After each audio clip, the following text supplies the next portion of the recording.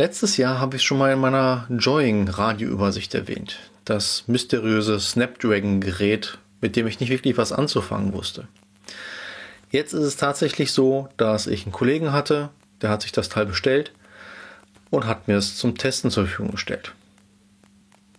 Ich habe also ein 8 Zoll Joying mit einem Snapdragon-Prozessor und dieser neuen Oberfläche und das gucke ich mir einmal für euch an. Genauer gesagt ist es das JYUQS80N4G-GT. Ein 8 Zoll Joying Radio mit Snapdragon Prozessor, der neuesten, so neu ist die Generation nicht mehr, aber was kann das Ding? Ist das jetzt besser? Ist es schlechter? Ich habe mir angeschaut, wie schnell das Teil ist. Ich habe mir die LTE-Bänder nochmal angeschaut. Ich habe mir die Benutzeroberfläche angeschaut.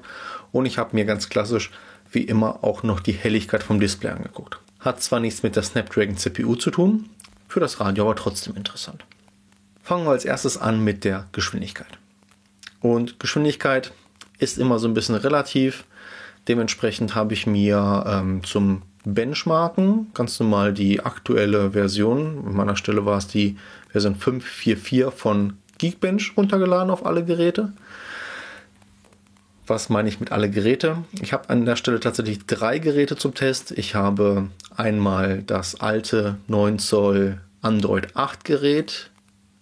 Dann habe ich das 11,6 Zoll, was ich in meinem Smart schon eingebaut habe, womit ich sehr zufrieden bin.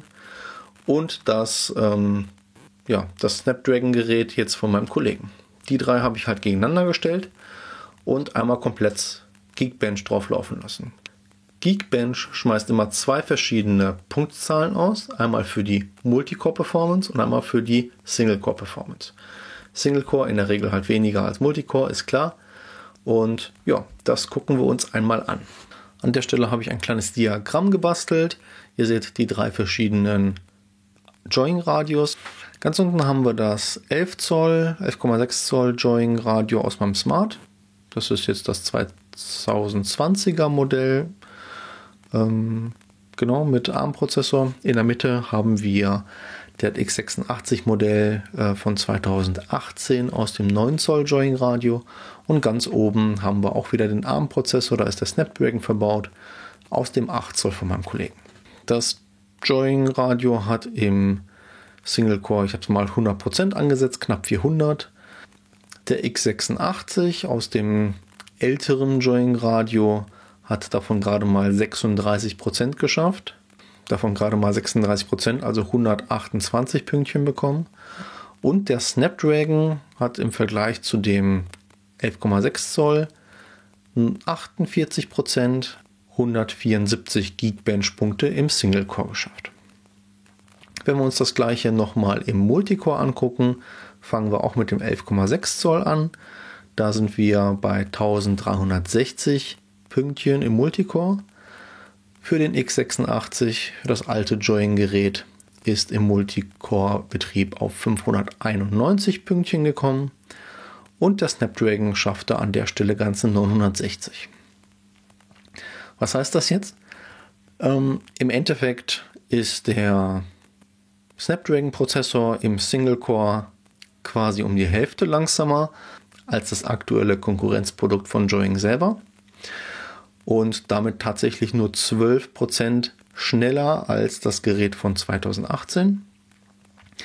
Im Multicore-Betrieb sieht es ein bisschen besser aus. Da ist der Snapdragon nur 29% langsamer als das aktuelle Vergleichsgerät und damit schon erheblich schneller als das ältere Modell von Joying. Aber man sieht eindeutig an der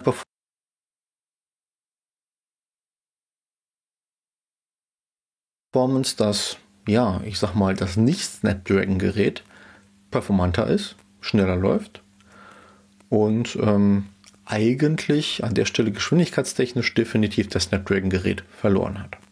Als nächstes gucken wir uns mal zusammen die Benutzeroberfläche an. Dafür habe ich das Testgerät einmal an meinen Radiotester angeschlossen, hochgefahren und mir die Benutzeroberfläche angeguckt. Also an den Tester angeschlossen, Zündung an und die Startzeit ist eigentlich sehr vergleichbar mit dem Gerät also mit eigentlich allen anderen Join-Geräten, heißt die laufen schon irgendwo im Standby und sind quasi direkt aufgewacht, wenn man da irgendwas dran macht. Auch wenn man Licht an und aus macht, das Dimming vom Display funktioniert, war nicht anders zu erwarten. Das klappt problemlos. Ja, die Oberfläche ist ein bisschen gewöhnungsbedürftig, also für mich der halt mit der anderen Oberfläche normalerweise unterwegs ist. Nichtsdestotrotz, man findet eigentlich alles, was man braucht. Ein Equalizer, ein Bassboost, wer es braucht. Eine Laufzeitverzögerung, ja, würde ich jetzt nicht unbedingt damit nutzen, aber wir haben schon verschiedene Möglichkeiten, an der Stelle hier rumzuspielen in den Soundeinstellungen. Ich empfehle an der Stelle natürlich immer, die Finger davon zu lassen und alles über einen DSP zu regeln. Wie ihr seht, so richtig klar komme ich jetzt mit dem Gerät irgendwie nicht. Ich weiß nicht genau, wo ich draufklicken kann, wo nicht. Die Radio-App hat ein schönes neues Design. Das heißt, die sieht wirklich deutlich anders aus als die bisher bekannte App. Aber man kann halt soweit alles einstellen. Also an der Stelle auch nichts Besonderes, einfach eine schöne Radio-App. Das Teil habe ich natürlich, bevor ich getestet habe, komplett zurückgesetzt. Hier hat irgendwie noch so ein Icon gefehlt. Dann habe ich da Google Maps gefunden. Wie gesagt, von der Benutzeroberfläche irgendwie kam ich noch nicht so richtig zurecht. Ich weiß nicht, was für ein Symbol ist. Jetzt habe ich die Einstellung gefunden. Genau. Und auch da kann man sich jetzt oben durch die Tabs navigieren. Man kann sich die einzelnen Verbindungen anschauen. Das klappt soweit auch ganz gut. Im zweiten Reiter Device kann man dann halt die Lenkradfernbedienung, Display, Sound, GPS, Storage und so weiter alles einstellen. Da habe ich dann entsprechend auch für den Helligkeitstest, der am Ende noch kommt, entsprechend die Lichter eingestellt.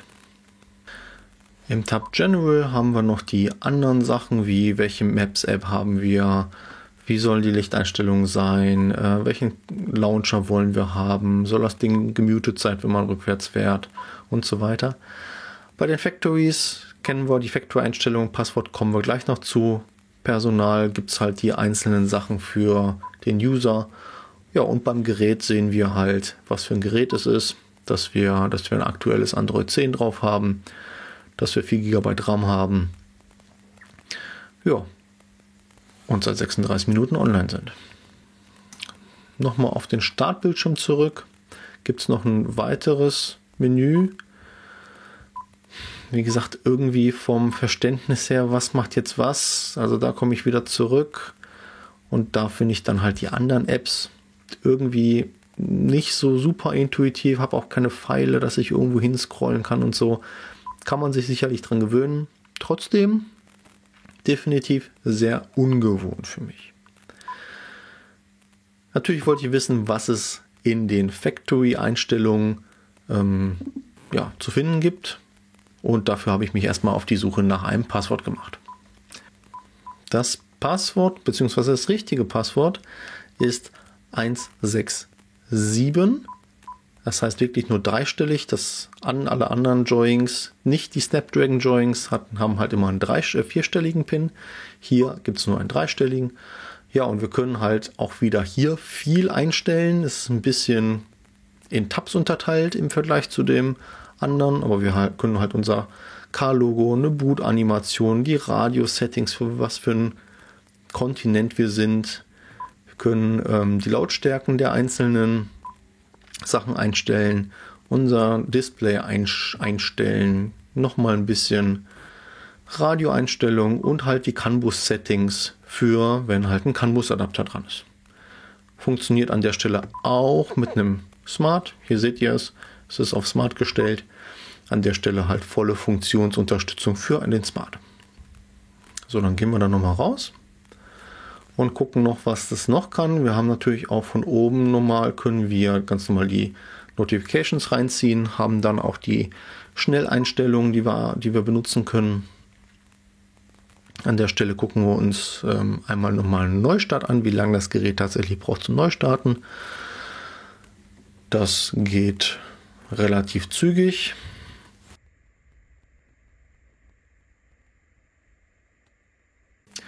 Also 50 Sekunden braucht das gute Gerät zum Neustarten. Wenn wir die Zündung ausmachen, ist das Teil aus. Und wir können auch noch mal kurz auf den Stromverbrauch eingehen. Das heißt, das Gerät braucht ein bisschen zum Einschlafen.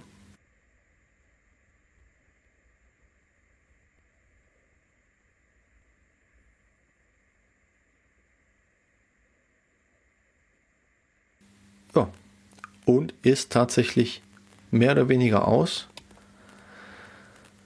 Ich starte das Teil, ist sofort wieder da. Heißt, über Stromverbrauch brauchen wir uns hier keine Sorgen machen. Es hat insgesamt 1,5 Minuten gebraucht, bis es tatsächlich auf einen Verbrauch von 0 gefallen ist. Ja, kann sich sehen lassen. Start-up, wie gesagt, deutlich schneller als sehr, sehr viele Markenradios, die ich so kenne. Bedienung gewöhnungsbedürftig, aber definitiv funktioniert. Kommen wir zu den LTE-Bändern. Habe ich ja auch schon in meinem vorherigen Video schon mal angesprochen, dass so wie es auf dem Datenblatt scheint, nicht alle LTE-Bänder, die wir in Deutschland so nutzen wollen und können, in dem LTE-Modem von diesem wunderschönen Joyn-Radio drin ist. Ich selbst, ihr wisst es, bin ein CarPlay-Verfechter, heißt Radio anstecken oder per Wireless CarPlay am besten und dann halt einfach das Datenvolumen vom Handy nutzen. Aber es gibt genug unter euch, die das Radio Standalone nutzen wollen, da halt eine SIM-Karte reintun und dann darüber ins Netz wollen. Dafür ist das Snapdragon Joyn Radio nicht zu empfehlen.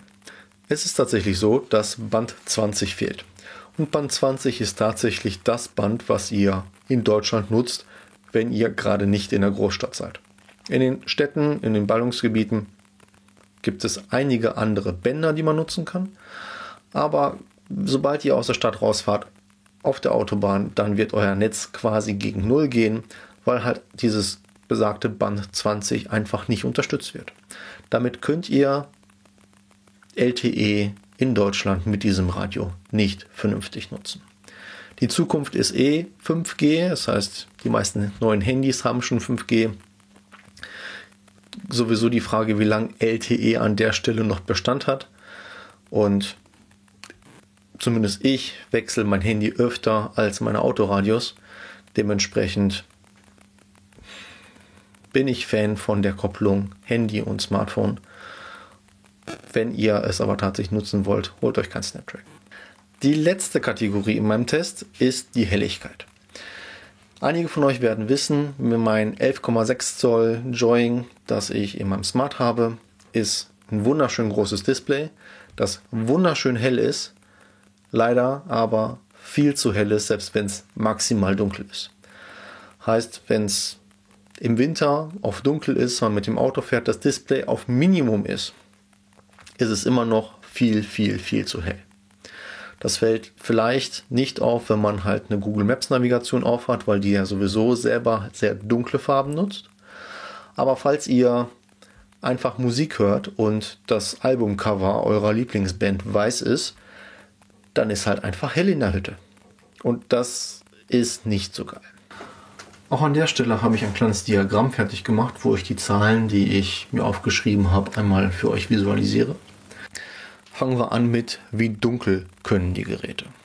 Weil dunkel ist im Dunkeln sehr wichtig und hell ist bei Sonnenschein sehr wichtig. Also, wie dunkel können sie. Als Referenz, wie immer, das iPhone 11.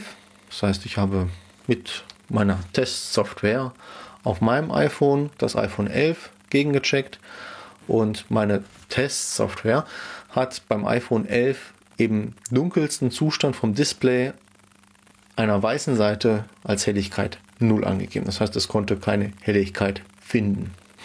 Dementsprechend ist das dunkelste, was meiner Meinung nach technisch aktuell so ein Bildschirm hergibt.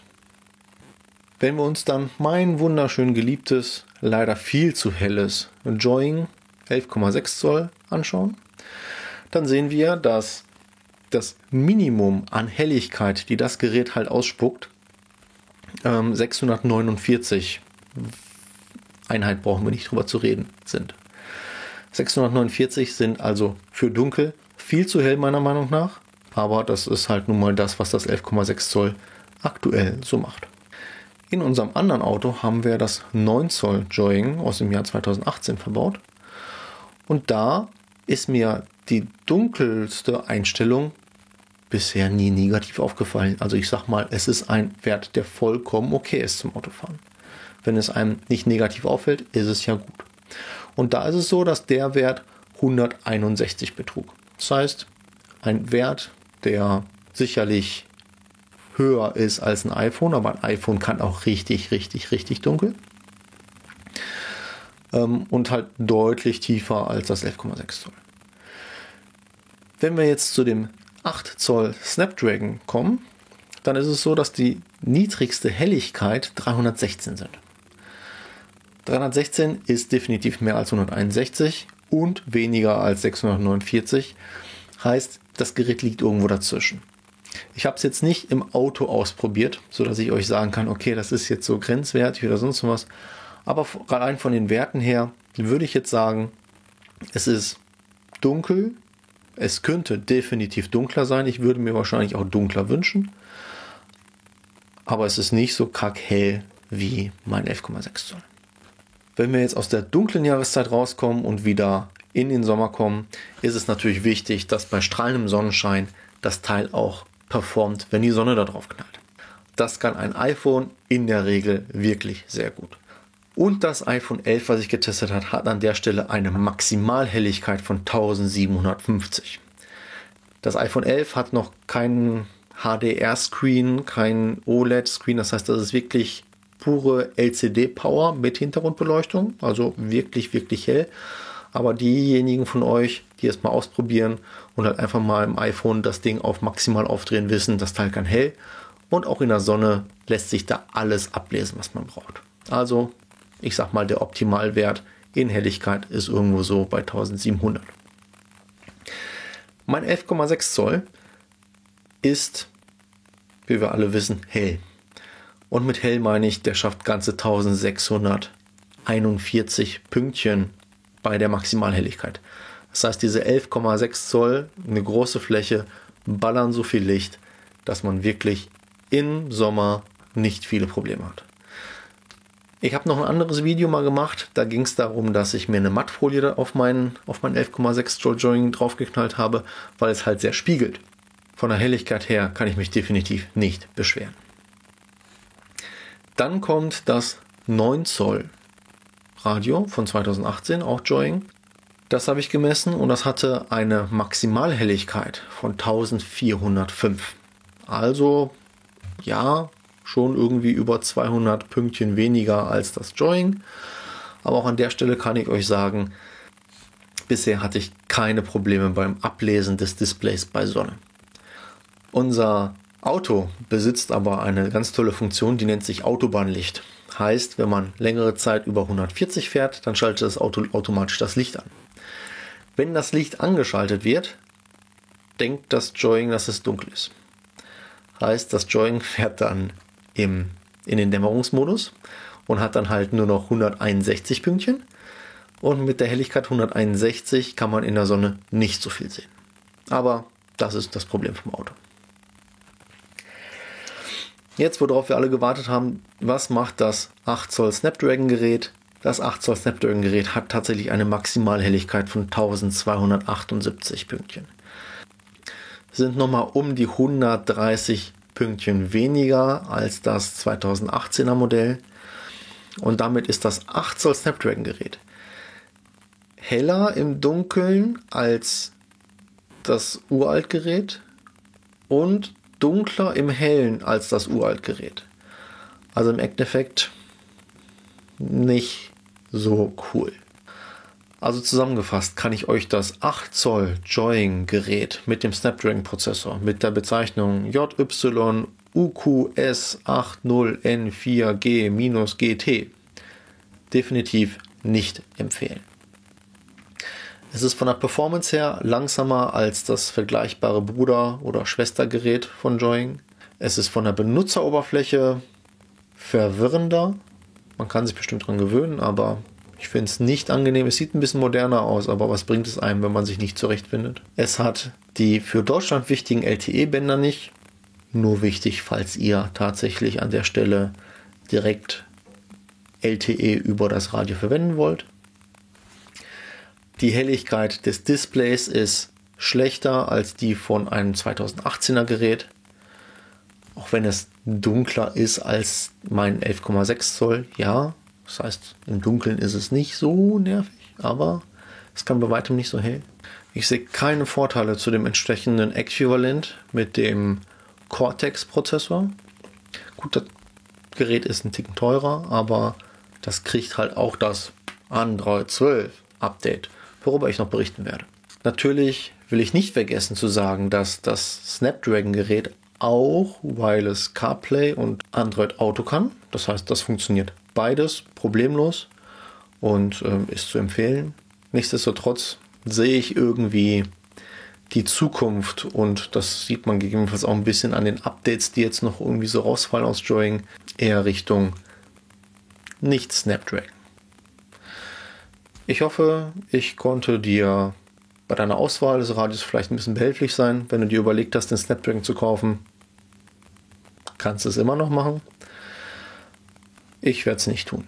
Das Radio geht jetzt zurück an meinen Kollegen und ich bin mir nicht sicher, was er damit tut. Aber vielen Dank fürs Ausleihen. Nur durch sowas sind so Tests hier möglich, weil ich kann mir einfach nicht jedes Radio kaufen. In dem Sinne bedanke ich mich und bis zum nächsten Mal.